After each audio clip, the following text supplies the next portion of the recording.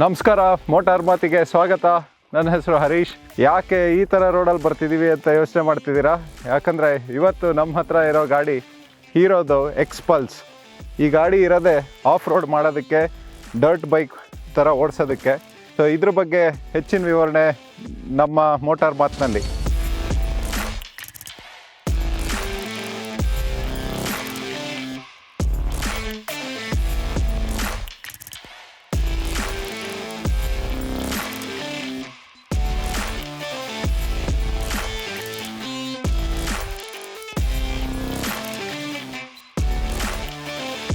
ಇದು ಅಡ್ವೆಂಚರ್ ಬೈಕ್ಸ್ನಲ್ಲಿ ಇದು entry level bike. ಇದು ನೀವು ಹೆಚ್ಚಿಗೆ ದುಡ್ಡು ಖರ್ಚು ಮಾಡ್ದೆ ಹೋದಷ್ಟು ಸುಮಾರು ಆಪ್ಷನ್ಸ್ ಇದೆ.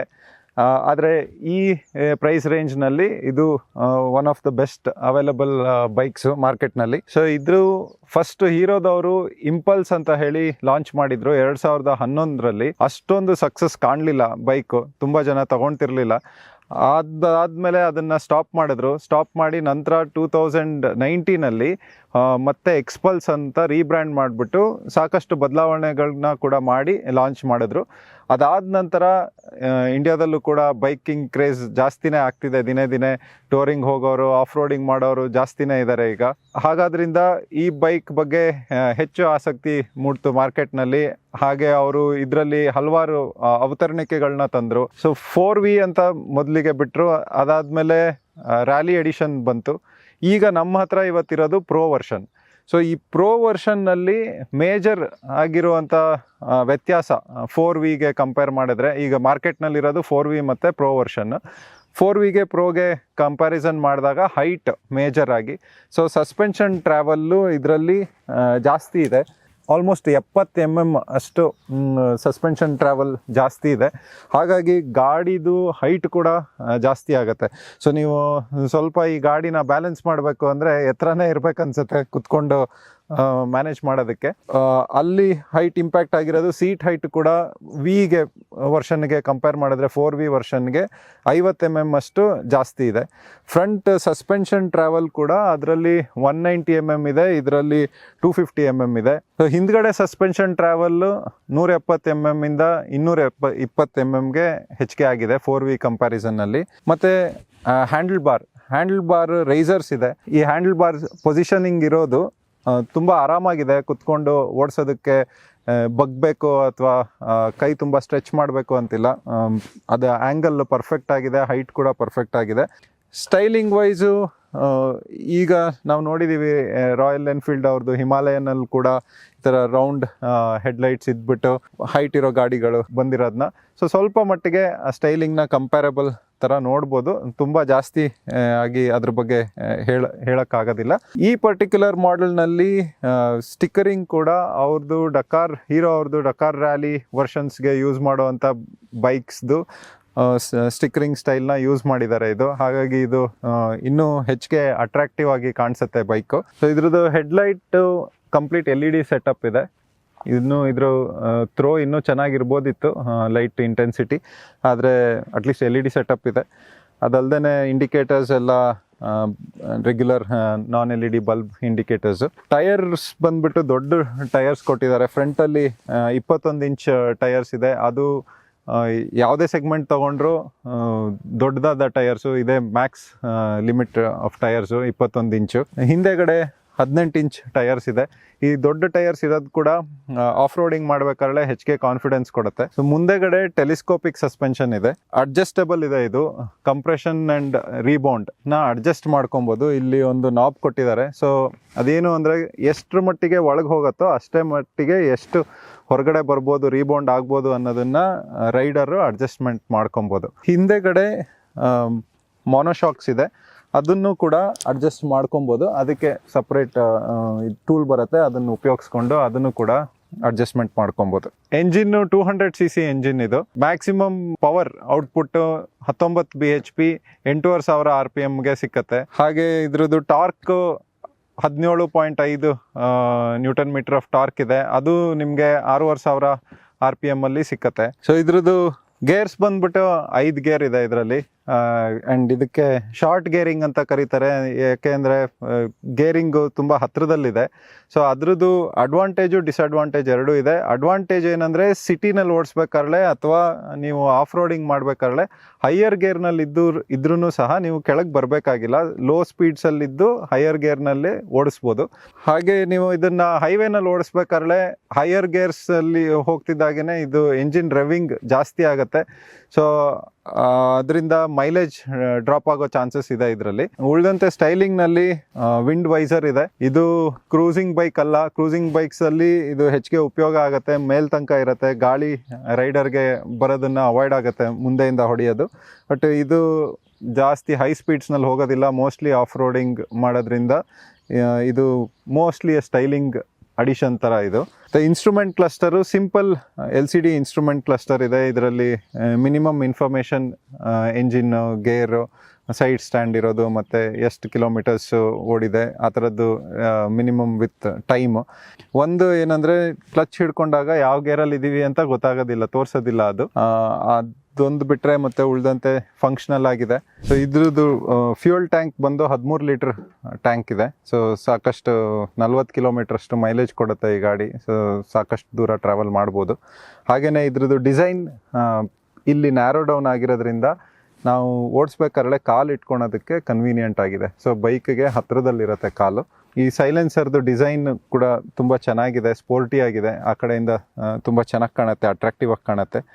ಸೀಟ್ ಬಂದ್ಬಿಟ್ಟು ಸ್ವಲ್ಪ ಹಾರ್ಡ್ ಆಗಿದೆ ಸೀಟ್ಸು. ಸೊ ಲಾಂಗ್ ಡ್ರೈವ್ಸ್ ಹೋಗೋದಕ್ಕೆ ಅಷ್ಟೊಂದು ಸೂಕ್ತ ಇಲ್ಲ, ಆದರೆ ಆಫ್ ರೋಡಿಂಗಿಗೆ ಈ ಸೀಟ್ಸು ಚೆನ್ನಾಗಿದೆ. ಸೇಫ್ಟಿಗಾಗಿ ಹಿಂದೆಗಡೆ ಮತ್ತು ಮುಂದೆಗಡೆ ಎರಡೂ ಕಡೆನೂ ಡಿಸ್ಕ್ ಬ್ರೇಕ್ಸ್ ಕೊಟ್ಟಿದ್ದಾರೆ. ಇದರಲ್ಲಿ ABS ಬಂದು ಸಿಂಗಲ್ ಚಾನಲ್ ABS. ಸೊ ಮುಂದೆಗಡೆ ವೀಲ್ಸಿಗೆ ಮಾತ್ರ ಅಪ್ಲೈ ಆಗುತ್ತೆ, ಹಿಂದೆಗಡೆಗೆ ಆಗಲ್ಲ. ಸೊ ಸಡನ್ನಾಗಿ ಬ್ರೇಕ್ ಹಾಕಿದಾಗ ಮುಂದೆಗಡೆ ವೀಲು ಲಾಕ್ ಆಗಲ್ಲ, ಆದರೆ ಹಿಂದೆಗಡೆ ವೀಲು ಲಾಕ್ ಆಗೋ ಚಾನ್ಸಸ್ ಇದೆ. ಅದಲ್ಲದೆ 3 ABS ಮೋಡ್ಸ್ ಕೊಟ್ಟಿದ್ದಾರೆ. ಅದರಲ್ಲಿ ಅದನ್ನು ನಾವು ಇಲ್ಲಿ ಸೆಟ್ ಮಾಡ್ಕೊಬೋದು, ರೋಡ್, ಆಫ್ ರೋಡ್, ರ್ಯಾಲಿ ಅಂತ. ರೋಡ್ ಮೋಡ್ನಲ್ಲಿ ಸೆಟ್ ಮಾಡ್ಕೊಂಡಾಗ ABS 100% ವರ್ಕ್ ಆಗ್ತಿರುತ್ತೆ. ಸೊ ಆಫ್ ರೋಡ್ ಮೋಡ್ಗೆ ಹೋದಾಗ ಅದು ಸ್ವಲ್ಪ ಕಮ್ಮಿ ಆಗುತ್ತೆ ಲಾಕ್ ಆಗೋದು ವೀಲ್ಸ್ನ. ಸೊ ರ್ಯಾಲಿ ಮೋಡ್ಗೆ ಹಾಕೊಂಡಾಗ ಕಂಪ್ಲೀಟಾಗಿ ABS ಡಿಆಕ್ಟಿವೇಟ್ ಆಗುತ್ತೆ. ರೈಡ್ ಆ್ಯಂಡ್ ಹ್ಯಾಂಡ್ಲಿಂಗ್ ಬಗ್ಗೆ ಮಾತಾಡೋಣ. ಸೊ ಸಿಟಿನಲ್ಲಿ ಇದು ತುಂಬ ಹೆವಿ ಇಲ್ಲ ಈ ಬೈಕು. ಸೊ ಓಡಿಸ್ಬೋದು, ಆರಾಮಾಗಿ ಮ್ಯಾನ್ಯೂವರ್ ಮಾಡ್ಕೊಂಡು ಹೋಗ್ಬೋದು. ಆದರೂ ಸಹ ಇದರಲ್ಲಿ ಇನಿಷಿಯಲ್ ಟಾರ್ಕ್ ಜಾಸ್ತಿ ಇದೆ. ಸೊ ನೀವು ನಿಲ್ಲಿಸಿ ಹೋಗೋ ಅಂಥ ಟ್ರಾಫಿಕ್ನಲ್ಲಿ ಇದನ್ನು ಸ್ವಲ್ಪ ಓಡಿಸೋದಕ್ಕೆ ಎಕ್ಸ್ಪೀರಿಯನ್ಸ್ ಬೇಕು. ಹಾಗೆ ಹೈಟು ಕೂಡ ಜಾಸ್ತಿ ಇರೋದ್ರಿಂದ ಸ್ವಲ್ಪ ಅಡ್ಜಸ್ಟ್ಮೆಂಟ್ ಮಾಡ್ಕೊಬೇಕು. ಅದೇ 4V ಮಾಡೆಲ್ ಆದರೆ ಅದು ಹೈಟು ಇದ್ರಷ್ಟಿಲ್ಲ. ಸೊ ಅದು ಕೆಲವ್ರಿಗೆ ಜಾಸ್ತಿ ಅನುಕೂಲ ಆಗ್ಬೋದು ಸಿಟಿನಲ್ಲಿ ಓಡಿಸೋದಕ್ಕೆ. ಉಳ್ದಂತೆಯೇ ಆಫ್ ರೋಡಿಂಗ್ ಇದ್ರದ್ದು ಮೈನ್ ಕೆಪಾಸಿಟಿ. ಸೊ ಇದು ತುಂಬ ವೆಲ್ ಬ್ಯಾಲೆನ್ಸ್ಡ್ ಆಗಿ ಇರುವಂಥ ಬೈಕು. ಸೊ ಯಾರಾದರೂ ಹೊಸದಾಗಿ ಆಫ್ ರೋಡಿಂಗ್ ಕಲಿಬೇಕು ಅಂತ ಇದ್ದರೆ ಇದು ಬೆಸ್ಟ್ ಬೈಕ್ ಸೆಗ್ಮೆಂಟ್ನಲ್ಲಿ ಶುರು ಮಾಡೋದಕ್ಕೆ. ಸ್ಲೀಕ್ ಆಗಿದೆ ಗಾಡಿ, ಸಾಕಷ್ಟು ಪವರ್ ಇದೆ. ಹಾಗೆ ನೀವು ಹೇಗೆ ಬೇಕಾದ್ರೂ ಚೆಚ್ಚಾಡ್ಬೋದು ಈ ಗಾಡಿನ, ನಿಮ್ಗೆ ಅಷ್ಟು ಕಾನ್ಫಿಡೆನ್ಸ್ ಸಿಕ್ಕತ್ತೆ. ಸೊ ಕಲಿಯೋದಕ್ಕೆ ಆಫ್ ರೋಡಿಂಗು ಅಥವಾ ಅದರ ಎಕ್ಸ್ಪೀರಿಯನ್ಸ್ನ ಬೆಳೆಸ್ಕೊಳ್ಬೇಕು ಅಂತ ಇದ್ದರೆ ಇದು ಬೆಸ್ಟ್ ಗಾಡಿ. ಬಟ್ ಈಗ ಸದ್ಯದಲ್ಲಿ ಇದಕ್ಕೆ ತುಂಬ ಹತ್ತಿರದಲ್ಲಿದೆ ಅಂದರೆ ಹಿಮಾಲಯನ್ ರಾಯಲ್ ಎನ್ಫೀಲ್ಡ್ ಅವ್ರದ್ದು. ಅದು ಸ್ವಲ್ಪ ಬಲ್ಕಿ ಮತ್ತು ಹೆವಿ ಇದೆ ಇದಕ್ಕೆ ಕಂಪ್ಯಾರಿಸನ್ ಮಾಡಿದ್ರೆ. ಸೊ ಅದು ನೆಕ್ಸ್ಟ್ ಲೆವೆಲ್. ಕಲಿಯೋರಿಗೆ ಇದು ಉತ್ತಮವಾದ ಬೈಕ್. ಸೊ ಮೂರನೇದಾಗಿ ಹೈವೇ ಮ್ಯಾನರ್ಸು, ಹೈವೇ ರೈಡಿಂಗ್ ಹೇಗಿದೆ ಇದ್ರದ್ದು ಅಂತ ಮಾತಾಡ್ತಾ, ಹೈವೇನಲ್ಲಿ ಇದು 90 ಮೇಲೆ ವೈಬ್ರೇಷನ್ಸ್ ಬರೋಕ್ಕೆ ಶುರು ಆಗುತ್ತೆ. ಸೊ ಆದರೂ ಕೂಡ 100-110 ಓಡಿಸ್ಬೋದು ಗಾಡಿನ, ಬಟ್ ಅಷ್ಟು ಸೂಕ್ತ ಅಲ್ಲ. ಇದ್ರದ್ದು ಪೇಲೋಡು 130 kg ಅಂತ ಹೀರೋದವರು ಸ್ಪೆಸಿಫೈ ಮಾಡಿದ್ದಾರೆ. ಹಾಗಂದರೆ ಇದರಲ್ಲಿ 130 kgಗಿಂತ ಜಾಸ್ತಿ ವೆಯ್ಟ್ ಹಾಕಬಾರ್ದು ಅಂತ ಹೇಳಿ. ಸೊ ಈ ಗಾಡಿದು ಪಾಸಿಟಿವ್ಸ್ ಮತ್ತು ನೆಗೆಟಿವ್ಸ್ ಬಗ್ಗೆ ಮಾತಾಡೋಣ. ಮೊದಲನೇದಾಗಿ ಪಾಸಿಟಿವ್, ಇದ್ರ ಲುಕ್ಸು ತುಂಬಾ ಚೆನ್ನಾಗಿದೆ. ಇದ್ರ ಲುಕ್ಸು, ಇದ್ರ ಸ್ಟಿಕ್ಕರಿಂಗ್ ಇರ್ಬೋದು, ಹೈಟ್ ಇರ್ಬೋದು ಗಾಡಿದು. ಸೊ ಓವರ್ ಆಲ್ ಡಿಸೈನ್ ಇದ್ರದ್ದು ತುಂಬ ಚೆನ್ನಾಗಿದೆ. ಹಾಗಾಗಿ ಇದ್ರ ಮೇಲೆ ಕುತ್ಕೊಂಡ್ರೆ ರೈಡರ್ ಕೂಡ ಚೆನ್ನಾಗಿ ಕಾಣ್ತಾರೆ. ಸೊ ಇದು ತುಂಬ ಹೈಟ್ನಲ್ಲಿ ಕೂತಿರ್ತೀರ, ವಿಸಿಬಿಲಿಟಿ ಚೆನ್ನಾಗಿದೆ. ಎರಡನೇದಾಗಿ ಕಂಫರ್ಟ್ ವೈಸ್ ನೀವು ಆಫ್ ರೋಡಿಂಗ್ ಮಾಡ್ತಿರ್ಲಿ ಅಥವಾ ಸಿಟಿನಲ್ಲಿ ಓಡಿಸ್ತಾ ಇದ್ರೆ ತುಂಬ ಹೆವಿ ಬಲ್ಕಿ ಅನ್ಸೋದಿಲ್ಲ ಈ ಗಾಡಿ. ಸೊ ನಿಮಗೆ 2 ಗಾಡಿ ಇಟ್ಕೊಬೇಕಾಗಿಲ್ಲ, ಒಂದು ಆಫ್ ರೋಡಿಂಗ್ ಉಪಯೋಗಿಸ್ತೀನಿ, ಒಂದು ಸಿಟಿನಲ್ಲಿ ನಿತ್ಯ ಉಪಯೋಗಿಸ್ತೀನಿ ಅನ್ನೋದಾಗಿ. ಸೊ ಇದು ಒಂದೇ ಗಾಡಿನ 2 ರೀತಿಯಲ್ಲಿ ಉಪಯೋಗಿಸ್ಬೋದು. ಮೂರನೇದಾಗಿ ಇದು 200cc ಬೈಕು, ತುಂಬ ದೊಡ್ಡ ಇಂಜಿನ್ ಏನಲ್ಲ, ಮತ್ತು ಸಿಂಪಲ್ ಮೆಕ್ಯಾನಿಕ್ಸ್ ಇದೆ. ಸೊ ಈಸಿಯಾಗಿ ಮೈಂಟೈನ್ ಮಾಡ್ಬೋದು. ಈಗ ಹೊಸದಾಗಿ ಕಲಿತಿರ್ತಾರೆ ಆಫ್ ರೋಡಿಂಗ್ ಮಾಡೋದನ್ನು, ಆಗ ಇದು ಬೆಸ್ಟ್ ಎಂಟ್ರಿ ಲೆವೆಲ್ ಬೈಕ್, ಇದು ಅಡ್ವೆಂಚರ್ ಬೈಕು. ಸೊ ಇದನ್ನು ನೀವು ಎಷ್ಟೇ ಬೇಕಾದ್ರೂ ರಫ್ ಯೂಸ್ ಮಾಡಿ ಅಬ್ಯೂಸ್ ಮಾಡಿದ್ರೂ ಕೂಡ ತಡ್ಕೊಳ್ಳೋ ಶಕ್ತಿ ಇದೆ. ನಿಮಗೆ ತುಂಬ ಖರ್ಚಾಗೋದಿಲ್ಲ ಇದರಲ್ಲಿ ಏನಾದರೂ ಪ್ರಾಬ್ಲಮ್ಸ್ ಆದ್ರೂ ಸಹ. ಕೊನೆಯದಾಗಿ ಈ ಕ್ಲಾಸ್ನಲ್ಲಿ ಇದ್ರದ್ದು ಬೆಸ್ಟ್ ಮೈಲೇಜು 40-45 ಕಿಲೋಮೀಟ್ರ್ ಕೊಡುತ್ತೆ ಪ್ರತಿ ಲೀಟ್ರಿಗೆ. ಸೊ ನಿಮ್ಮ ಜೇಬ್ ಮೇಲೂ ತುಂಬ ಭಾರಿ ಆಗೋದಿಲ್ಲ ಇದು. ನೆಗೆಟಿವ್ಸ್ ಬಗ್ಗೆ ಹೇಳ್ತಾ, ಮೊದಲನೇದಾಗಿ ಹೈವೇ ಟೂರಿಂಗಿಗೆ ಅಲ್ಲ ಈ ಗಾಡಿ. ವೈಬ್ರೇಷನ್ಸ್ ಬರುತ್ತೆ 90 ಆದ್ರ ಮೇಲೆ, ಅದರಿಂದ ಹೈವೇಗೆ ಇದು ಮಾಡಿಸಿದ್ದಲ್ಲ. ಎರಡನೇದಾಗಿ ಇದ್ರದ್ದು ಪೇಲೋಡ್ ಕೆಪಾಸಿಟಿ 130 kg, ಹಾಗಾಗಿ ನೀವು 2 ಲಕ್ಷ ಕೊಟ್ಟರು ಒಬ್ಬರೇ ಕುತ್ಕೊಂಡು ಹೋಗೋಕ್ಕಾಗೋದು. ಮೂರನೇದು ಇದ್ರದ್ದು ಹೈಟು. 4V ವರ್ಷನ್ಗೂ ಈ ಪ್ರೋ ವರ್ಷನ್ಗೂ ಹೈಟ್ ಡಿಫ್ರೆನ್ಸ್ ಇದೆ. ಈ ಪ್ರೋ ವರ್ಷನ್ನಲ್ಲಿ ಸ್ವಲ್ಪ ಹೈಟ್ಗೆ ಅಡ್ಜಸ್ಟ್ ಆಗಬೇಕು. 6 ಅಡಿ ಮೇಲಿದ್ದವ್ರಿಗೆ ಈ ಬೈಕು ಕಂಫರ್ಟಬಲ್ ಅನಿಸುತ್ತೆ. ಸ್ವಲ್ಪ ಅದಕ್ಕಿಂತ ಹೈಟ್ ಕಮ್ಮಿ ಇದ್ದವ್ರಿಗೆ ಕಾಲು ಸಿಗೋದು ಕಷ್ಟ. ಕೊನೆ ನೆಗೆಟಿವು ಇದರ ಸರ್ವೀಸು. ಸೊ ಇದಕ್ಕೆ ಸ್ಪೆಷಲ್ ಆಗಿ ಸರ್ವಿಸ್ ಎಕ್ಸ್ಪರ್ಟ್ಸ್ನ ಹೀರೋದವರು ಇಟ್ಟಿದ್ದಾರೆ ಅವರ ಸರ್ವಿಸ್ ಸೆಂಟರ್ಸಲ್ಲಿ. ಆದ್ರೂ ಸಹ ಅವ್ರಿಗೂ ಕೂಡ ಇದರಲ್ಲಿ ಪ್ರಾಬ್ಲಮ್ಸ್ ಆದಾಗ ಏನು ಪ್ರಾಬ್ಲಮ್ ಆಗಿದೆ, ಏನು ರೀಪ್ಲೇಸ್ಮೆಂಟ್ ಆಗಬೇಕು ಅಂತ ಕಂಡುಹಿಡಿಯೋದು ಅವ್ರಿಗೂ ಕಷ್ಟ ಆಗಿದೆ. ಸೊ ಹಾಗಾಗಿ ನೀವು ಒಳ್ಳೆ ಸರ್ವಿಸ್ ಸೆಂಟರ್ ಜೊತೆಗೆ ಒಳ್ಳೆ ಸರ್ವಿಸ್ ಮ್ಯಾನ್ ಸ್ಕಿಲ್ಡ್ ಇರೋರು, ಸ್ಪೆಷಲಿ ಎಕ್ಸ್ಪಲ್ಸ್ ಗಾಡಿಗಾಗಿ ಅಂಥವ್ರನ್ನೇ ಹುಡ್ಕೊಂಡು ಹೋಗಬೇಕು ಆ ಥರ ಸರ್ವಿಸ್ ಸೆಂಟರ್ಸ್ಗೆ. ಕಂಪ್ನಿಯವರು 5 ವರ್ಷ ಮತ್ತು 70,000 ಕಿಲೋಮೀಟ್ರ್ ವಾರಂಟಿ ಕೊಟ್ಟಿದ್ದಾರೆ. ಅದರಲ್ಲಿ ಯಾವುದೇ ರೀತಿ ಪಾರ್ಟ್ಸ್ ಹೋದರೆ ಅದನ್ನು ರೀಪ್ಲೇಸ್ ಮಾಡ್ತಾರೆ. ಸೊ ಕೊನೆಯದಾಗಿ ಈ ಬೈಕ್ ಯಾರಿಗೆ ಅಂದರೆ ಹೊಸದಾಗಿ ಆಫ್ ರೋಡ್ ಕಲಿಬೇಕು, ಟೆಸ್ಟ್ ಮಾಡಬೇಕು, ಎಕ್ಸ್ಪೆರಿಮೆಂಟ್ ಮಾಡಬೇಕು ಅಂತಿರೋರಿಗೆ, ಹೆಚ್ಚಿಗೆ ದುಡ್ಡು ಖರ್ಚು ಮಾಡ್ದೇ ಒಂದೇ ಬೈಕು ದಿನನಿತ್ಯ ಆಫೀಸ್ಗೂ ಹೋಗ್ಬೋದು, ಸಿಟಿನಲ್ಲೂ ಓಡಿಸ್ಬೋದು, ಆಫ್ ರೋಡಿಂಗು ಟ್ರೈ ಮಾಡ್ಬೋದು ಅನ್ನೋರಿಗೆ ಈ ಬೈಕು ಮಾಡಿಸಿದ್ದು. ಇದು 1,97,000 ಆನ್ ರೋಡ್ ಸಿಗ್ತಾ ಇದೆ ಹೊಸ ಬೈಕು ಈಗ. ಸೊ ತುಂಬ ಖರ್ಚು ಮಾಡ್ದೇ ನೀವು ಎಕ್ಸ್ಪೆರಿಮೆಂಟ್ ಮಾಡ್ಬೋದು.